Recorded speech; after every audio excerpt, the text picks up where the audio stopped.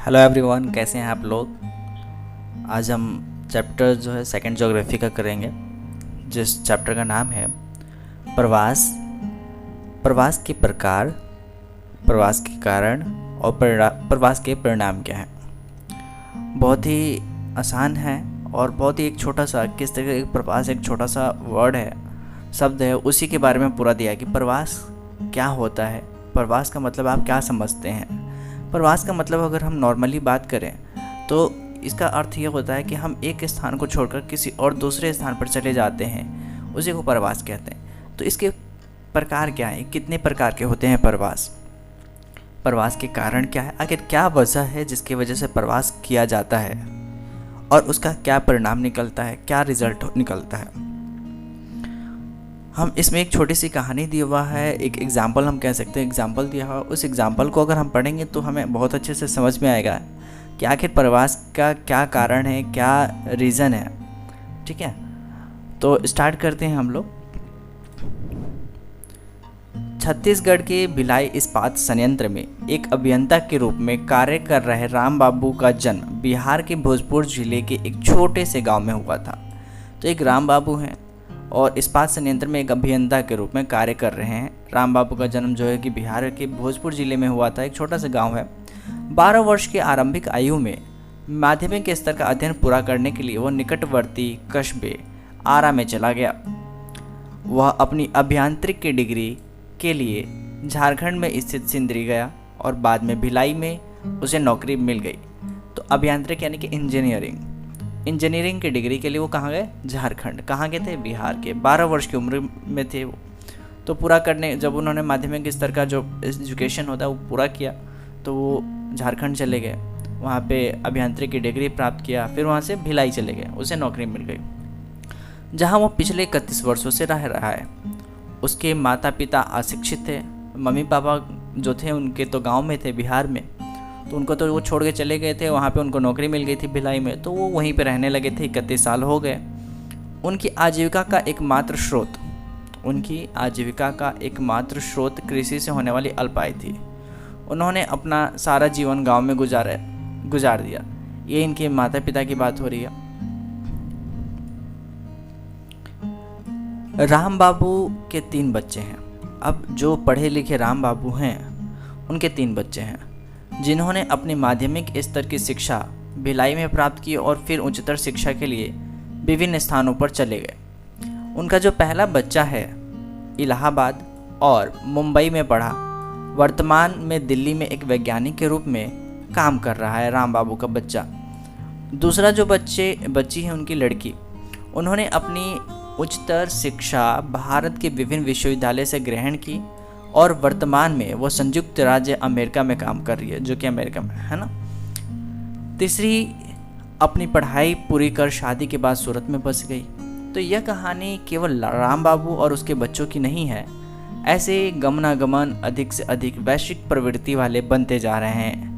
लोग एक गांव से दूसरे गांव, गांव से शहर, छोटे शहरों से बड़े शहरों और एक दूसरे से दूसरे देश में जा रहे हैं। देखिए यहाँ पे किस तरीके से राम बाबू भी अपनी पढ़ाई की वजह से, नौकरी की वजह से अपना बिहार जो गांव था उस जगह को छोड़ के चले गए। उसी तरीके से उनके बच्चे पढ़ाई के लिए या नौकरी के लिए एक जगह को छोड़कर दूसरे जगह जा रही है। ये कहानी सिर्फ राम बाबू की नहीं है, बल्कि इस तरीके से कई लोग हैं। आप लोग भी शहर में आके बसे हुए हैं, तो उसका मेन रीज़न क्या है, आपके पिताजी की नौकरी और आप लोगों की पढ़ाई।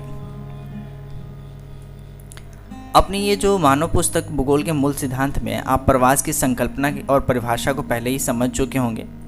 प्रवास दिक् और काल के संदर्भ में जनसंख्या के पुनर्वितरण का अभिन्न अंग और एक महत्वपूर्ण कारक है। इसको छोड़ देते हैं हम यहाँ पे।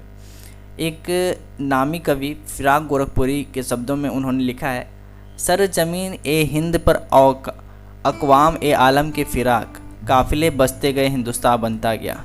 काफ़िले यानी कि जो लोग रास्ते में चल रहे हैं, जिसको जहाँ जगह मिला वहाँ बस गया, और इस तरीके से हिंदुस्तान का निर्माण होता गया। विश्व के सभी भागों से लोगों के कारवां भारत में आते रहे और बसते रहे और इसी से भारत की विरचना हुई। इसी प्रकार भारत से भी बहुत बड़ी संख्या में लोग बेहतर अवसरों की तलाश में विभिन्न स्थानों, विशेष रूप से मध्य पूर्व और पश्चिमी यूरोप के देशों अमेरिका, ऑस्ट्रेलिया, पूर्वी और दक्षिणी पूर्वी एशिया में प्रवास करते रहे। हमारा जो पहला टॉपिक है प्रवास, इसके बारे में अच्छे से हम पढ़ते हैं कि प्रवास आखिर है क्या। आप भारत में जनगणना से पहले ही परिचित हैं। मैंने फर्स्ट चैप्टर में बताया था कि जनगणना का क्या शुभारंभ हुआ था, कैसे हुआ था, और इस वर्ष यानी कि हम बात करते हैं 2011 के बाद 2021 में जो जनगणना होना था, जो कि इस बार नहीं हुआ और होगा। अब कब तक सरकार इसके ऊपर निर्णय लेती है ये हम नहीं जानते। इसमें देश में प्रवास के संबंध में सूचना होती है कि कितने लोग, जो जनगणना लिस्ट निकाला जाता है तो उसमें ये देखा जाता है कि कितने लोग अपने देश को छोड़कर दूसरे देश में चले गए हैं या बाहर शहरों में चले गए हैं और कितने लोग बाहर से आए हुए हैं। तो वास्तव में प्रवास को 1881 ईस्वी में भारत की प्रथम संचालित जनगणना से ही दर्ज करना आरंभ कर दिया गया था। इन आंकड़ों को जन्म के स्थान पर दर्ज किया गया था। अब ये जो आंकड़े हैं कि कौन किस जगह का रहने वाला है, तो यह उनके जन्म स्थान से किया जाता है कि आपका जन्म कहाँ हुआ है। परंतु 1961 की जनगणना में पहला मुख्य संशोधन किया गया था और उसमें 2 घटक अर्थात जन्म स्थान अर्थात गांव या नगर, यदि अन्यत्र जन्मा है तो निवास की अवधि सम्मिलित किए गए हैं। यानी कि पहले तो सिर्फ जन्म स्थान के आधार पर किया जाता है कि अगर किसी का जन्म किसी राज्य बिहार में हुआ है तो वो वहीं का है, वो और कहीं का नहीं है। लेकिन बाद में 1961 में थोड़ा सा चेंजेस किया गया कि आपका जन्म कहाँ हुआ था और आप रह कहाँ रहे हो, ठीक है। इसके बाद 1971 में पिछले निवास के स्थान और गणना के स्थान पर रुकने की अवधि की अतिरिक्त सूचना को समाविष्ट किया गया कि आप कितने सालों से यहाँ पे रह रहे हैं। अगर मान लीजिए किसी का जन्म ही बिहार में हुआ, यूपी में हुआ, कोलकाता में हुआ, कहीं भी हुआ, किसी दूसरे स्टेट में हुआ और वो किसी और स्टेट में पिछले 10 साल से 12 साल से रह रहा है, तो ये नोट करना इम्पोर्टेंट है कि आखिर क्या रीज़न है कि वो इस जगह पे इतने सालों से रह रहे हैं। प्रवास के कारणों पर सूचना का समावेश 1981 की जनगणना में किया गया। जो प्रवास हो रहे थे उसके कारण क्या हैं, वो सूचना का समावेश 1981 में किया गया, जिसका क्रमिक जनगणनाओं में संशोधन भी किया गया। जनगणना में प्रवास पर निम्नलिखित प्रश्न पूछे जाते हैं। जब जनगणना किया जाता है तो क्या प्रश्न पूछे जाते हैं? एक जनगणना के अंतर्गत या एक जनगणना के दौरान क्या क्या क्वेश्चन पूछे जाते हैं? क्या व्यक्ति इसी गांव अथवा शहर में पैदा हुआ है? पहला क्वेश्चन।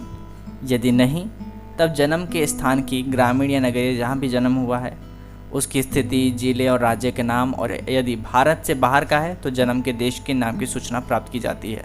तो पहले तो पूछा जाता है कि आपका जन्म कहाँ हुआ है, इसी गांव में, इसी शहर में, या किसी और देश या किसी और जगह पे। दूसरा, क्या व्यक्ति इस गांव या शहर में कहीं और से आया है? यदि हाँ, तब निवास के पूर्व स्थान के स्तर, ग्रामीण, नगरीय, जिले और राज्य का नाम, और यदि भारत से बाहर का है तो देश के नाम के बारे में आगे प्रश्न पूछे जाते हैं। इनके अतिरिक्त पिछले निवास स्थान से प्रवास के कारण और गणना और स्थान पर निवास की अवधि भी पूछी जाती है कि आप कहीं और से प्रवास करके आए हैं तो इसका क्या कारण है और कितने वर्षों से आप यहाँ पे रह रहे हैं। भारत की जनगणना में प्रवास की गणना 2 आधारों पर की जाती है। पहला तो जन्म का स्थान। यदि जन्म का स्थान गणना के स्थान से भिन्न है, यानी कि जन्म आपका कहीं और हुआ था और जब जनगणना किया जा रहा है तो आप कहीं और हैं, तो इसे जीवन पर्यंत प्रवासी के नाम से जाना जाता है। जीवन पर्यंत, है ना, यानी जीवन के यापन करने के लिए, अपना जीवन यापन करने के लिए आप किसी और स्थान पर हैं। दूसरा पॉइंट है इसमें निवास का स्थान। यदि निवास का पिछला स्थान गणना के स्थान से भिन्न है, आपका निवास है ना, तो निवास के स्थान पिछले स्थान से गणना के स्थान से भिन्न है, तो इसे निवास के पिछले स्थान से प्रवासी के रूप में जाना जाता है कि लास्ट जो जनगणना हुए थे आप कहीं और थे, इस बार कहीं और हैं। क्या आप भारत की जनगणना में प्रवासियों के अनुपात की कल्पना कर सकते हैं कि प्रवासी कितने प्रतिशत मतलब आते हैं और जाते हैं? 2001 की जनगणना के अनुसार देश के 102.9 करोड़ लोगों में से 30.7 करोड़ यानी 30% की रिपोर्ट प्रवासियों के रूप में की गई थी, जो अपने जन्म के स्थान से अलग रह रहे थे, यानी जन्म कहीं और हुआ था, रह कहीं और रहे थे। यद्यपि निवास के पिछले स्थान की अगर हम बात करें तो हम इसमें एक दे रखा है 31.5 करोड़, 31%, इसको हम नोट कर सकते हैं।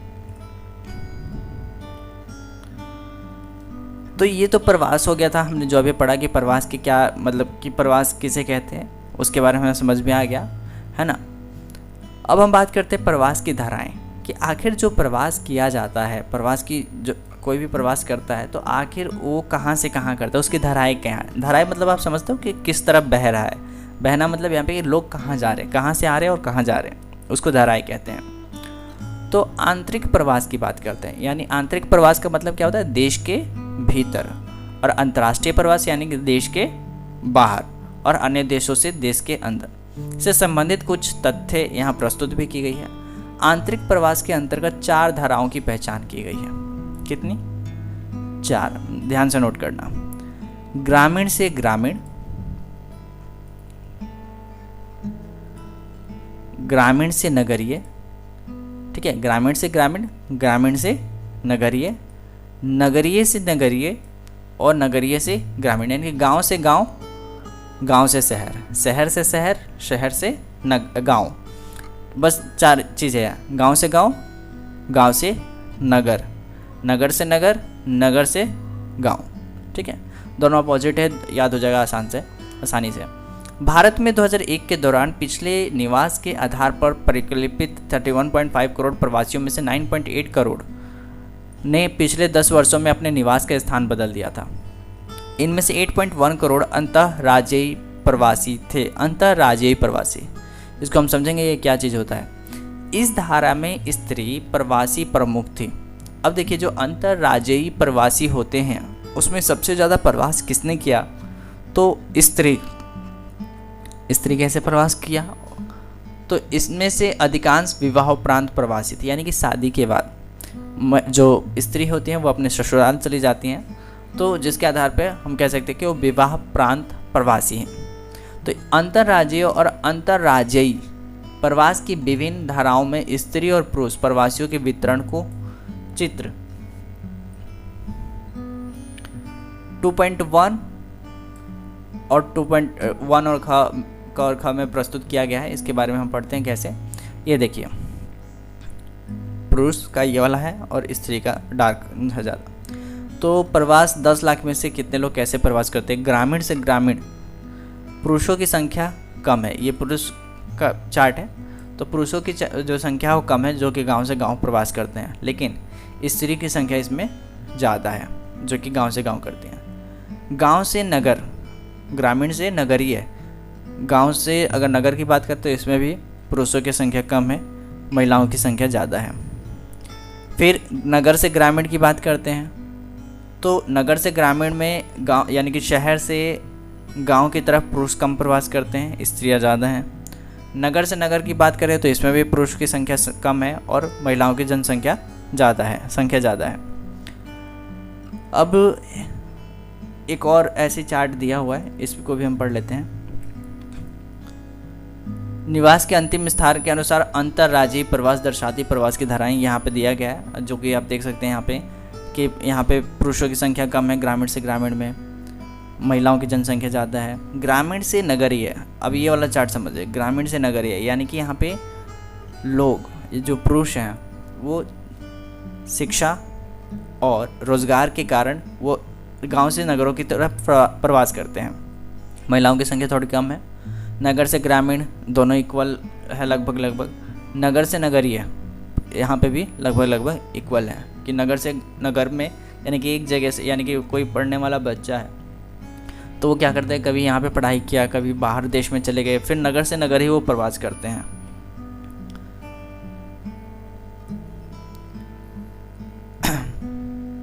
इस बात का स्पष्ट साक्ष्य है कि दोनों प्रकार के प्रवासों में थोड़ी दूरी के कारण या दूरी से कि ग्रामीण से ग्रामीण प्रवास की धाराओं में स्त्रियों की संख्या सर्वाधिक है। बिल्कुल सही है ये चीज़।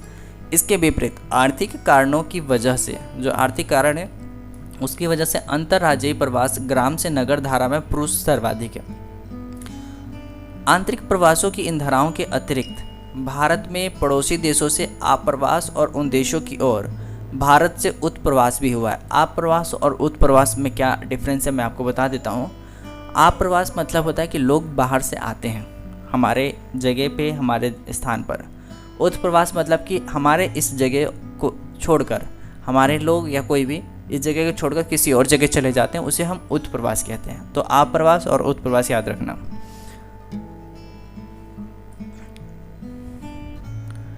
2.1 जो दिया था तालिका पड़ोसी देशों से प्रवासियों का ब्यौरा प्रस्तुत करती जनगणना 2001 में अंकित है कि भारत में अन्य देशों से 50 लाख व्यक्ति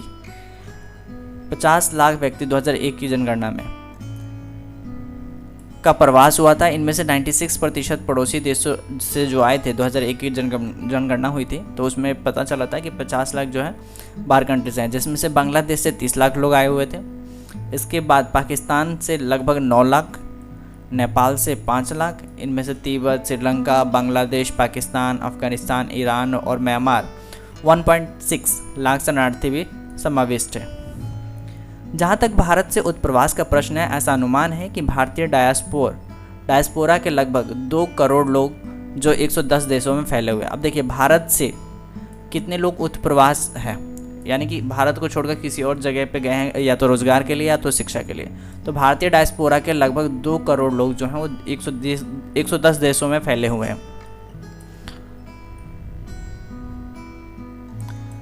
प्रवास में स्थानिक भिन्नता क्यों नज़र आती है? कहीं पे ज़्यादा लोग प्रवास करते हैं, कहीं पे कम लोग प्रवास करते हैं। आखिर इसका क्या वजह है? एक ही जगह पे सारे लोग क्यों नहीं जाके बस जाते, या अलग अलग क्यों बसते हैं?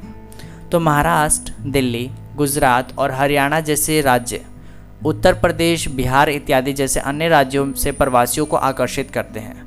यानी कि महाराष्ट्र, दिल्ली, गुजरात और हरियाणा जैसे जो राज्य हैं, यहाँ पे लोग मुख्य रूप से उत्तर प्रदेश के लोग, बिहार के लोग आकर्षित होते हैं और वहाँ पे जाके बस जाते हैं। 23 लाख अप्रवासियों के साथ महाराष्ट्र का सूची प्रथम स्थान पर है, और इसके बाद दिल्ली, गुजरात और हरियाणा आते हैं। दूसरी ओर उत्तर प्रदेश से -26 लाख और बिहार से लगभग -17 लाख वे राज्य हैं जहाँ से उत्प्रवासियों की संख्या सर्वाधिक है। यानी कि यहाँ से बिहार और यूपी के जो लगभग लोग हैं, वो इतने लोग उस जगह को छोड़कर किसी और राज्य में जाकर बस गए हैं या किसी और देश में जाकर बस गए हैं, तो वो उत्प्रवास है। और अप्रवास क्या होगा? जैसे महाराष्ट्र हो गया, दिल्ली हो गया, गुजरात हो गया, हरियाणा हो गया, यहाँ पे लोग जो आ रहे हैं इसको अप्रवास कहते हैं। नगरीय समूहों में से बृहत मुंबई में सर्वाधिक संख्या में प्रवासी आए हैं, और इसमें अंतर्राज्यीय प्रवास का भाग सर्वाधिक है। यह अंतर मुख्य रूप से राज्य के आकार के कारण जिसमें ये नगरीय समूहन स्थित है। ये एक जो 2.1 हम अभी चार्ट पढ़ रहे थे, उसमें कहाँ से कितने लोग आए हुए हैं उसका एक ग्राफ बना हुआ है। ये किसके आधार पे है? भारत की जनगणना 2001 के अनुसार।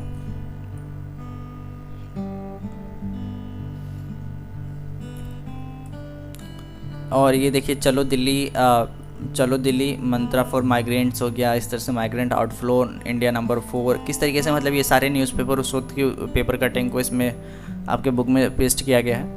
एंड किस तरीके से मतलब लोग उस वक्त माइग्रेंट कर रहे थे। आप नॉर्मली हम बात करते हैं जब भारत और पाकिस्तान का विभाजन हुआ था, तो उस वक्त भी किस तरीके से लोग एक स्थान को छोड़कर दूसरी जगह पे और जा रहे थे, है ना।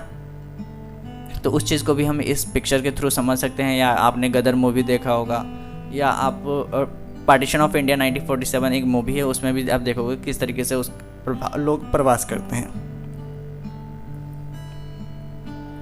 अब हम पढ़ते हैं प्रवास के कारण क्या है, आखिर क्या रीज़न है जिसकी वजह से लोग प्रवास करते हैं। तो उसके रीज़न को जानने के लिए हम पढ़ते हैं। लोग सामान्य रूप से अपने जन्म स्थान से भावनात्मक रूप से जुड़े होते हैं, किंतु लाखों लोग अपने जन्म के स्थान और निवास को छोड़ देते हैं। इसके विविध कारण हो सकते हैं। अब कारण क्या है वो हम जान लेते हैं। यहाँ पे जिन्हें बृहत रूप से 2 संवर्गों में रखा जाता है ना। एक तो है प्रतिकर्ष कारक और एक है अपकर्ष कारक। प्रतिकर्ष यानी पुश फैक्टर, अपकर्ष यानी पुल फैक्टर। यानी जो प्रतिकर्ष कारक है, पुश फैक्टर है, वो क्या है? जो लोगों को निवास स्थान अथवा उद्गम को छुड़वाने का कारण बनते हैं। यानी अब बहुत ही इजी है, इस चीज़ को समझो। पुश मतलब धक्का देना, यानी कि लोग मजबूरन पुश हो जाते हैं, उस जगह को छोड़ने को मजबूर हो जाते हैं, उसी को हम प्रतिकर्ष कारक कहते हैं। यानी प्रवास का मुख्य जो कारण है वो प्रतिकर्ष कारक है ना। यानी कि लोगों को रोज़गार नहीं मिलेगा, वहाँ पे कहीं पे लड़ाई हो रहा है, झगड़े हो रहे हैं, उनको रोज़गार नहीं मिल रहा, शिक्षा अच्छी शिक्षा नहीं है, ट्रांसपोर्ट नहीं है, वहाँ की अच्छी जलवायु नहीं है। तो इन सभी कारण से क्या होता है, कोई भी वहाँ पे बसने को तैयार नहीं होगा, वहाँ पे अगर लड़ाई हो रहा है, झगड़े हो रहे हैं, तो यही कारण है जिसकी वजह से लोग प्रतिकर्ष हो जाते हैं, पुश फैक्टर के तहत उस जगह को छोड़ देते हैं उस कारण की वजह से। अपकर्ष कारक क्या होता है जिसकी वजह से लोग प्रवास करते हैं? जो विभिन्न स्थानों से लोगों को आकर्षित करते हैं उसे हम अपकर्ष कारक कहते हैं। जैसे मान लीजिए दिल्ली, मुंबई, कोलकाता, चेन्नई, बेंगलोर, ये सब अपकर्ष कारक हैं। लोगों को अपनी ओर आकर्षित करता है रोजगार के अवसर के लिए, अच्छे शिक्षा के अवसर के लिए, अच्छे लाइफ और करियर के रिगार्डिंग। तो ये सब पुल फैक्टर होते हैं जो कि लोगों को अपनी ओर खींचता है, पुल करता है ना। भारत में लोग ग्रामीण से नगरीय क्षेत्रों में मुख्यतः गरीबी, कृषि भूमि पर जनसंख्या के अधिक दबाव, स्वास्थ्य सेवाओं और शिक्षा जैसी आधारभूत और संरचनात्मक सुविधाओं के अभाव इत्यादि के कारण प्रवास करते हैं। इन कारकों के अतिरिक्त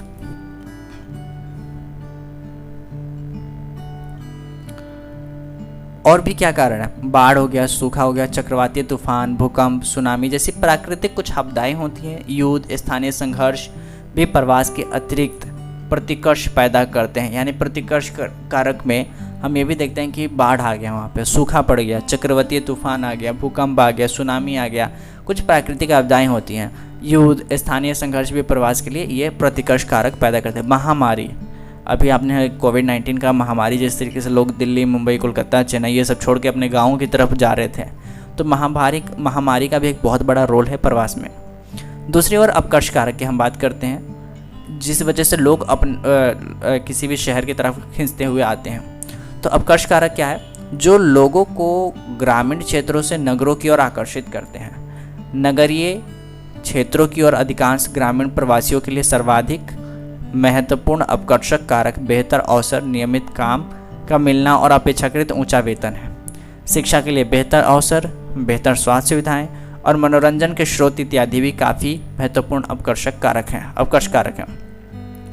हम चित्र 2.2 का और ख में पुरुषों और स्त्रियों के प्रवास के कारणों का अलग अलग जो परीक्षण किया था कि आखिर क्या रीज़न है कि पुरुष गांव से नगरों में प्रवास करते हैं ज़्यादातर, या महिलाएं जो हैं गांव से गांव में।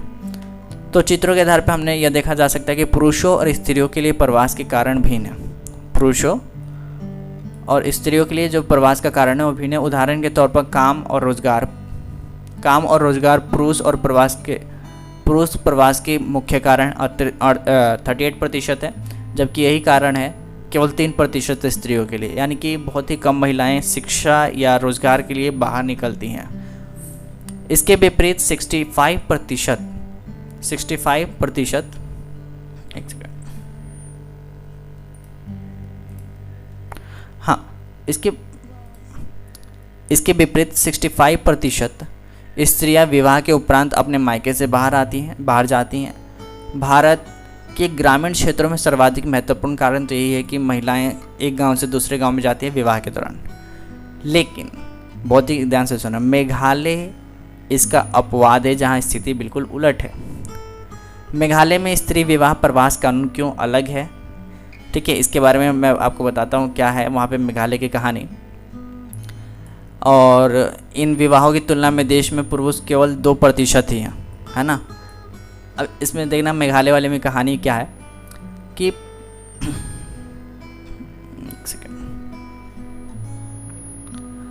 एक्चुअली मेघालय में होता क्या है कि जो विवाह के बाद महिलाएं बल्कि ससुराल नहीं जाती हैं, बल्कि पुरुष अपने ससुराल में रहते हैं, जिसे हम घर जमाई कहते हैं। तो मेघालय में ये स्थिति है, तो थोड़ा सा भिन्न है और राज्यों के मुकाबले। तो वहाँ पे हम ये नहीं कह सकते कि मेघालय में गांव से गांव महिलाएं प्रवास करती हैं। प्रवासियों से हुंडियों के रूप में 110 खरब अमेरिकी डॉलर प्राप्त किए गए हैं। देखिए, अब जो लोग बाहर काम करते हैं अदर कंट्री में या किसी और देश में, तो वहाँ से वो हुंडिया भेजते हैं। हुंडिया मतलब पैसे, है ना। हुंडियों के रूप में पोस्ट कर दिया जाता है पैसा, या मतलब ऑनलाइन ट्रांजैक्शन जो भी होगा। तो प्रवासियों से हुंडियों के रूप में 110 खरब अमेरिकी डॉलर प्राप्त किए। पंजाब, केरल और तमिलनाडु अपने अंतर्राष्ट्रीय प्रवासियों से महत्वपूर्ण राशि प्राप्त करते हैं। अब मान लीजिए कि सबसे ज़्यादा अगर हम देख सकते हैं कि किस राज्य से, हमारे भारत के किस राज्य से लोग बाहर कंट्री में गए हुए हैं, तो पंजाब है, केरल है, तमिलनाडु है। ये सब अंतर्राष्ट्रीय प्रवासियों से महत्वपूर्ण राशि प्राप्त करते हैं, ठीक है। अंतर्राष्ट्रीय प्रवासियों की तुलना में आंतरिक प्रवासियों द्वारा भेजी गई हुंडियों की राशि बहुत थोड़ी होती है। अब जो अपने ही देश में काम कर रहे हैं तो इनको कितना मिलता है सैलरी, बहुत कम अपने देश के अनुसार।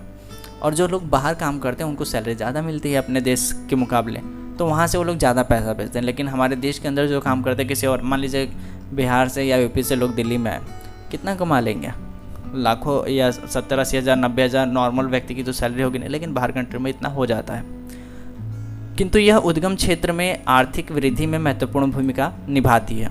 हुंडियों का प्रयोग मुख्यतः भोजन, ऋणों की अदायगी, उपचार, विवाहों, बच्चों की शिक्षा, कृषि निवेश, गृह निर्माण इत्यादि के लिए किया जाता है। मान लीजिए जो लोग बाहर से पैसा भेजते हैं, आखिर उन पैसों का किया जाता है। लोग, परिवार के सदस्य क्या करते हैं, पैसा तो परिवार के पास ही आता है, तो लोग क्या करते हैं, किस काम में वो उन पैसों को खर्च करते हैं। तो वो जो है खाना खाने, भोजन वगैरह में, ऋणों की अदायगी, किसी ने कर्ज ले रखा है उसका टैक्स पे कर रहा है, उपचार हो गया बीमारी वगैरह में, विवाह हो गया, बच्चों की विवाह की बात है या बच्चों की शिक्षा है, कृषि निवेश है, घर बनवाने हैं, इन सभी के लिए पैसे खर्च किए जाते हैं जो लोग बाहर से पैसे भेजते हैं। बिहार, उत्तर प्रदेश, ओडिशा, आंध्र प्रदेश, हिमाचल प्रदेश इत्यादि के हजारों निर्धन गांवों की अर्थव्यवस्था के लिए हुंडियाँ जीवनदायक रक्त का काम करती हैं। ये हुंडियों के आधार पर ही मैक्सिमम गांव चलता है। पूर्वी उत्तर प्रदेश, बिहार, मध्य प्रदेश और उड़ीसा के कारण ग्रामीण क्षेत्रों से पंजाब, हरियाणा, पश्चिमी उत्तर प्रदेश के ग्रामीण क्षेत्रों में प्रवास कृषि विकास के लिए उनकी हरित क्रांति कार्य योजना की सफलता के लिए उत्तरदायी है। इसके अतिरिक्त अनियंत्रित प्रवास ने भारत के महानगरों को अति संकुलित कर दिया है। महाराष्ट्र, गुजरात, कर्नाटक, तमिलनाडु और दिल्ली जैसे औद्योगिक दृष्टि से विकसित राज्यों में गंदी बस्तियों या स्लम का विकास देश में अनियंत्रित प्रवास का नकारात्मक परिणाम है। अब देखिए, प्रवास हुआ, सब कुछ हुआ, लेकिन उसका कुछ तो फ़र्क पड़ेगा। तो जो प्रवास किया जाता है, तो उस जैसे महाराष्ट्र की बात करते हैं, गुजरात, कर्नाटक, तमिलनाडु और दिल्ली, यहाँ पे औद्योगिक दृष्टि से विकसित राज्यों में क्या होता है, ये राज्य थोड़े विकसित हैं, डेवलप स्टेट होते हैं। तो यहाँ पे क्या होता है कि जब लोग यहाँ पे आते हैं तो गंदी बस्तियाँ यानी स्लम एरिया का विकास देश में अनियंत्रित प्रवास का नकारात्मक परिणाम है। यानी प्रवास के कुछ नकारात्मक प्रभाव भी पड़ते हैं, वो है स्लम बस्ती। अब हम बात करेंगे प्रवास के परिणाम। प्रवास के परिणाम क्या हो सकते हैं? आर्थिक परिणाम, जनसांख्यिकीय परिणाम, सामाजिक परिणाम। यानी कि रिजल्ट क्या है, प्रवास जो किया जाता है आखिर उसका रिजल्ट क्या निकलता है। तो प्रवास जो है वो क्षेत्र पर अवसरों के असमान वितरण के कारण होता है कि कहीं पे अवसर अच्छा है, कहीं पे नहीं है, जिसकी वजह से लोग उस अवसर को पाने के लिए एक जगह से दूसरे जगह पे प्रवास करते हैं। ये एक कारण है।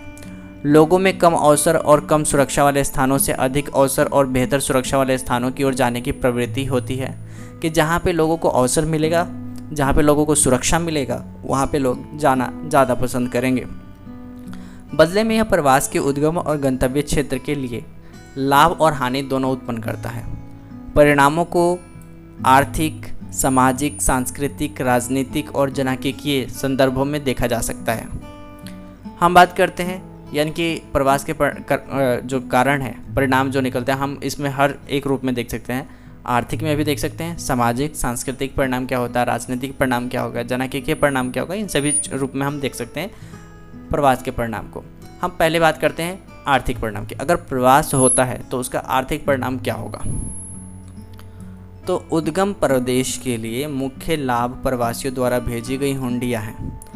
उद्गम प्रदेश यानी कि जिस उद्गम हम किसको कहते हैं, जिस स्थान को छोड़कर चला जाए उसको हम उद्गम प्रदेश कहते हैं। मान लीजिए मैं दिल्ली हूँ, दिल्ली से बेंगलोर चला गया, तो मेरे लिए क्या हो गया, उद्गम स्थान दिल्ली हो गया। अगर मैं बिहार का हूँ तो बिहार छोड़ के मैं दिल्ली आ गया, तो मेरे लिए क्या है, उद्गम स्थान बिहार। तो उद्गम प्रदेश के लिए मुख्य लाभ प्रवासियों द्वारा भेजी गई हुंडियाँ हैं। यानी कि मान लीजिए मैं बिहार को छोड़ के दिल्ली आ गया, तो बिहार में मेरे पेरेंट्स जो हैं उनको मैं पैसे भेजूंगा परिवार को घर खर्चे के लिए, तो वो हुंडी के रूप में जाना जाएगा। वो आंतरिक है। मैं कहीं मान लीजिए बाहर कंट्री में चला गया तो बाहर कंट्री से हुंडी भेजूंगा। हुंडी यानी कि पैसा, है ना। अंतर्राष्ट्रीय प्रवासियों द्वारा भेजी गई हुंडियाँ विदेशी विनिमय के मुख्य स्रोत में से एक है। सन 2001 में भारत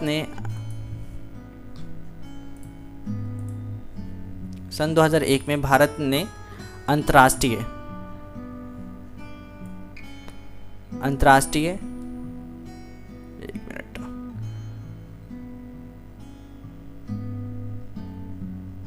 सॉरी ये मैंने आप लोगों को पहले ही पढ़ा दिया ये चीज़, ठीक है, यहाँ से नोट कर लेते हैं। तो प्रवासियों से हुंडियों के रूप में 110 लाख अरब डॉलर, ये सब चीज़ें मैंने आपको बताया किस तरीके से अलग अलग मतलब किन किन कामों के लिए ऋण वगैरह लिया जाता है।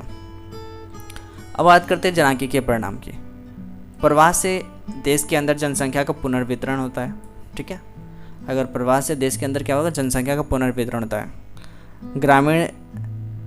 ग्रामीण नगरीय प्रवास नगरों में जनसंख्या की वृद्धि में योगदान देने और वाले महत्वपूर्ण कारकों में से एक है। ग्रामीण क्षेत्रों में होने वाले युवा, आयु, कुशल और दक्ष लोगों का बाह्य प्रवास ग्रामीण जनांकीय संगठन पर प्रतिकूल प्रभाव डालता है। अब देखिए यहाँ पे कहा जा रहा है कि ग्रामीण क्षेत्रों में होने वाले युवा, आयु, कुशल और दक्ष लोगों का बाह्य प्रवास ग्रामीण जनांकीय संगठन पर प्रतिकूल प्रभाव डालता है।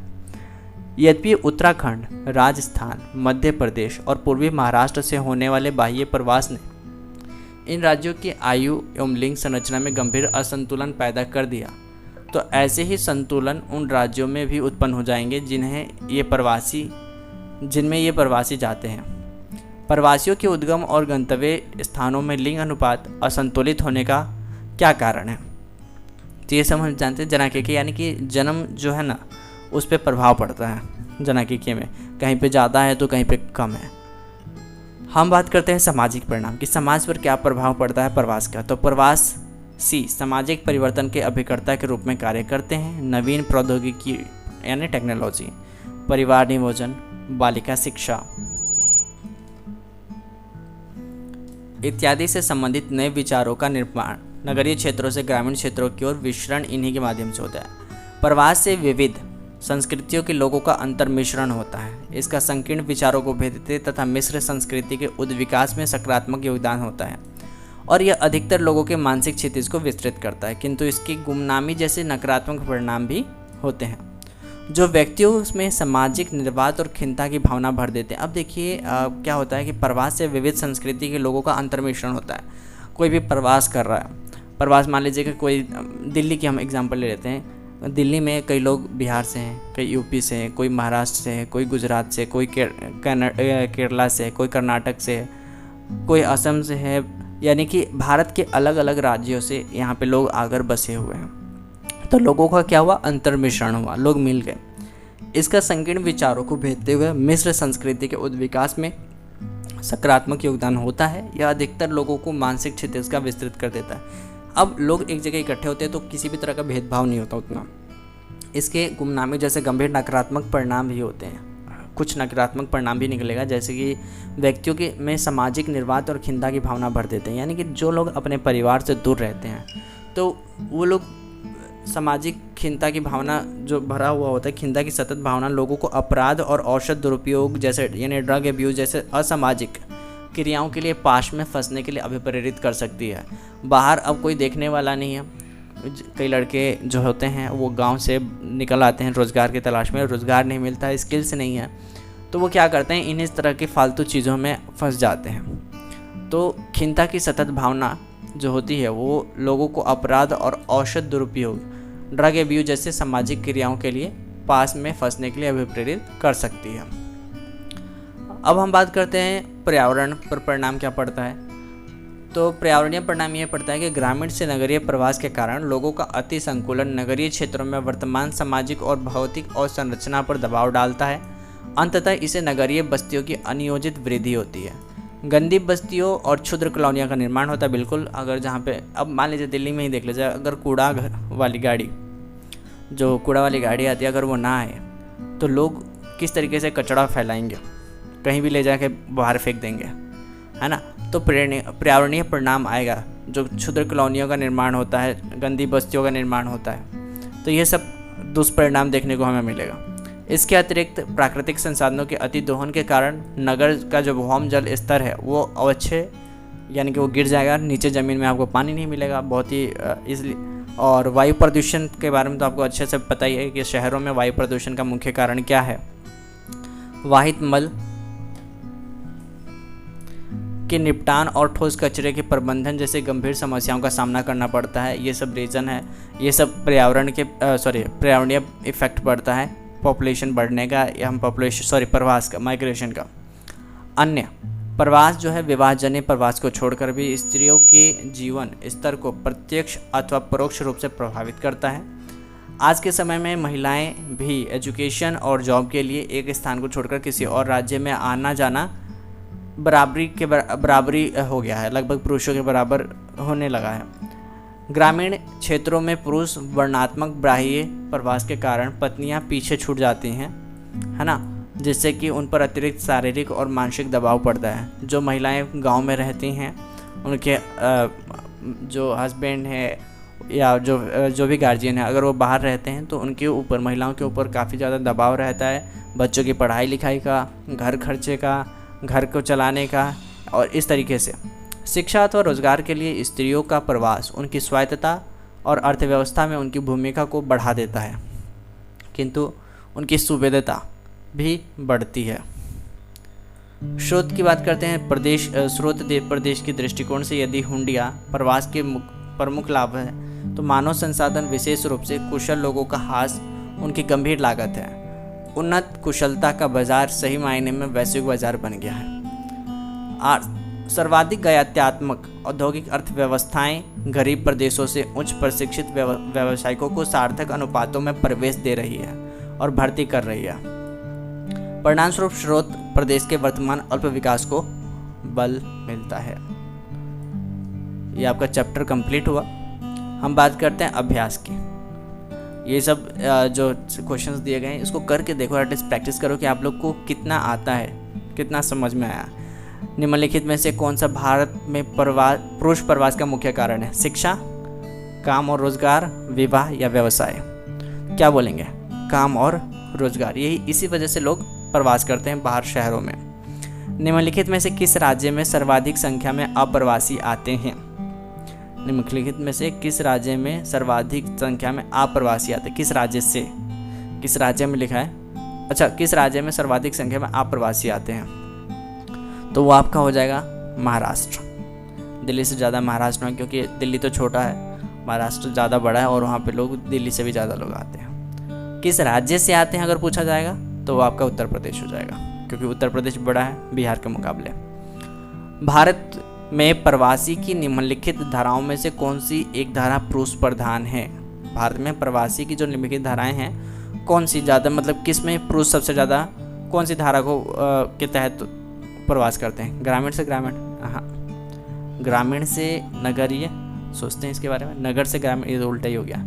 नगर से नगरीय नहीं, सबसे ज़्यादा होता है ग्रामीण से नगरीय। ठीक है। अगला है, निम्नलिखित में से किस नगरीय समूह में प्रवासी जनसंख्या का अंश सर्वाधिक है?